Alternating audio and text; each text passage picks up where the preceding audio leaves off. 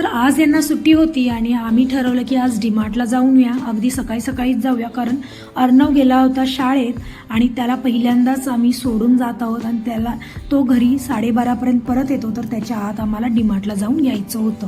तर आम्ही दोघंही निघालो सकाळी सकाळीच आणि पहिल्यांदाच असं होतं की अर्णवला आम्ही सोडून जात आहे, जेव्हा त्याला कळेल की आज पप्पांना सुट्टी होती आणि त्यात ते आम्ही त्याला सोडून गेलो होतो, तर त्याचा आल्यावर दंगा असणारच आहे. पण ठीक आहे, त्याला खुश करण्यासाठी आम्ही एक सरप्राईज त्याला घेतलं होतं.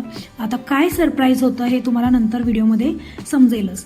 त्याआधी डीमार्टमध्ये जे काही वस्तू आहेत, जे लिस्ट केलं होतं त्या आम्ही घेतल्या. पण नेहमीच माझ्या बाबतीत असं होतं की लिस्टमधल्या वस्तू तर घेतोच, पण त्याच्यापेक्षा डबल बाकीच्या वस्तू होतात आणि बिल जातं खूप मोठं. मग असं नेहमीच होतं. असं तुमच्या बाबतीतही होतं का? मला कमेंट करून नक्की सांगा. आणि असं हे सगळं सामान शॉपिंग करून आम्ही परत घरी निघालो. जाता जाता अर्णवसाठी आम्ही घेतलं पिझ्झा, बर्गर, आणि तसंही खूप लेट झालं होतं, त्यामुळे घरी जाऊन स्वयंपाक कधी बनवायचा, म्हणून आम्ही आज हाच मेनू ठरवला आणि हे घेऊन गेलो.